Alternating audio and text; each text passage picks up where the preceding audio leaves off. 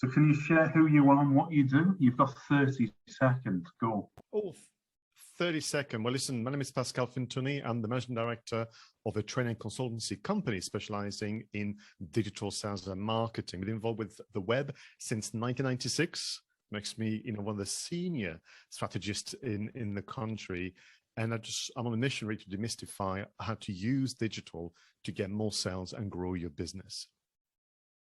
So why is customer intelligence crucial to business success? I think it's actually to avoid wasting time on areas that will not bring success to your business. Once you understand a bit more about your customers, you don't have to necessarily understand everything, but once you understand a bit more, you're going to fine-tune your offering, you're going to fine-tune your pricing, you're going to certainly fine-tune your marketing activities. And overall, you're going to find yourself to really be more connected with the customers that you want to help, making everything so much more enjoyable for all. So what are the 3 key things that businesses should know about their customers? Very good questions. We're going to explore this during the workshop, but in the order in which I want to do it is to reverse from the moment they decide to buy to the moment they discover you. So the number 1 insight or customer intelligence is actually how do they prefer to buy and part with their cash, essentially. And many customers across different sectors and different needs will have different ways of wanting to do that, from happy to join as a membership, deal, all the way to public sector tendering. And knowing how people buy is very, very important. The second thing you need to understand is what is it in your industry that people find difficult to believe and trust, which I know sounds awfully negative, but ultimately what will happen is by the time somebody gets in touch with you, that I've consulted so many web pages and social media posts and so on to form an opinion, knowing where the blockages might be and obstacles might be very important for you to actually tune into that for your marketing. And then secondly, the last one, I would say, but which is the first one for your customers, where do they go right now to gather information? Where do they go right now to ask for second opinions? Because you've got to get involved. So what is one piece of advice that you would give the businesses to truly engage their customers?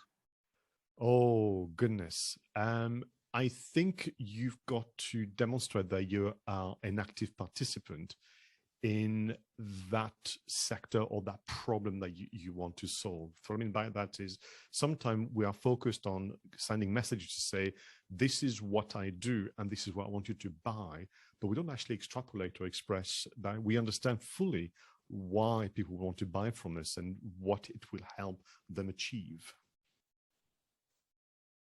So if businesses should have at least 3 key tools for generating customer data, what should they be?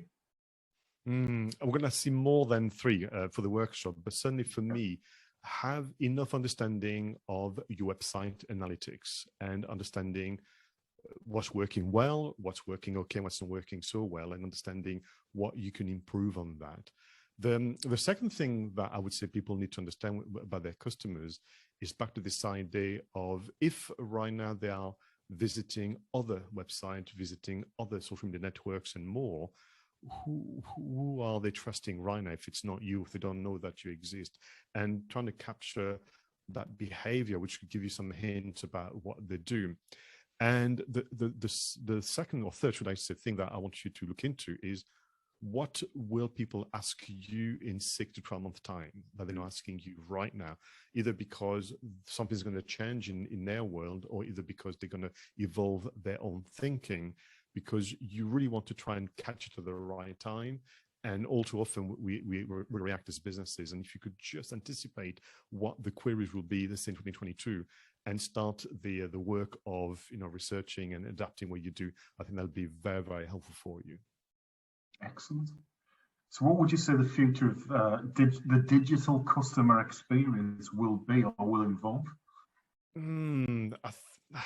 I think it's going to arc back to this idea of you as a business, you have adopted technologies to make my life easier as a customer, not just yours. And I think what has been happening, particularly in and around the customer experience, is what I call the trap of automation.